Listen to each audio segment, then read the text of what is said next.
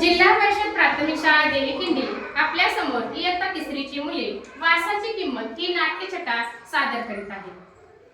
कुंदापूर जवळच्या उमराच्या वाडीत शिवानी राहायची. 8-9 वर्षाची शिवानी होती भारी चतुर. शाळा, घर, शेत व बाजार येथील मुले माणसे सगळेच तिच्यावर खुश असायची. रविवारी कुंदापूरच्या आठवडी बाजार भरायचा.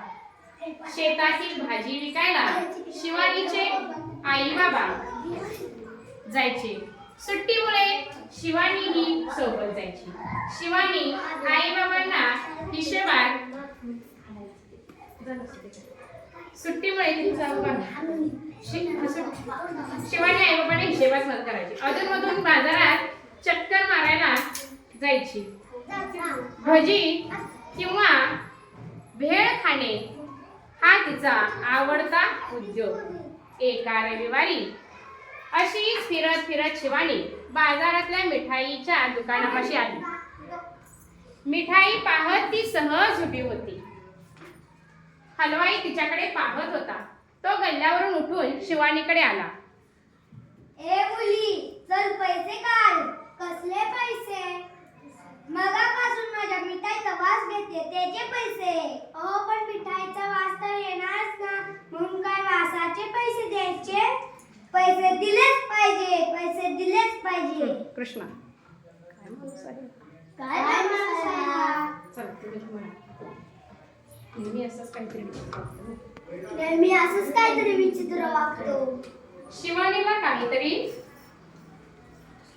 वासाचे पैसे शिवानीला काहीतरी सुचले. थांबा, मी पैसे घेऊन येते.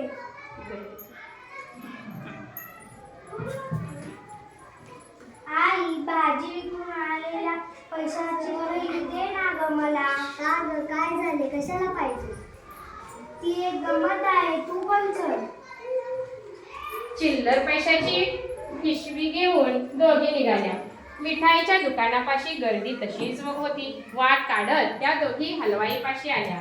हातातली चिल्लरची पिशवी शिवानीने वाजवली.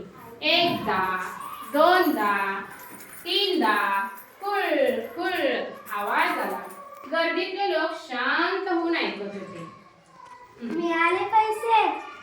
कसले पैसे? कुठून मिळाले? मी तुमच्याकडून काय घेतला? मिठाईचा वास. मग त्याची किंमत काय असणार? पैशाचा आवाज, बरोबर की नाही? बरोबर बरोबर बरोबर. आता हलवाईचा चेहरा पाहण्यासारखा झाला. शिवानी मात्र ऐटीत पैशांची पिशवी घेऊन आईसोबत निघाली. मुलांनो, असंच शिवानीसारखं तुम्हीही चतुराई दाखवली पाहिजे. आणि वासाची किंमत या पाठातून असा हा छानसा बोध शिवानीने आपणास दिलेला आहे. धन्यवाद.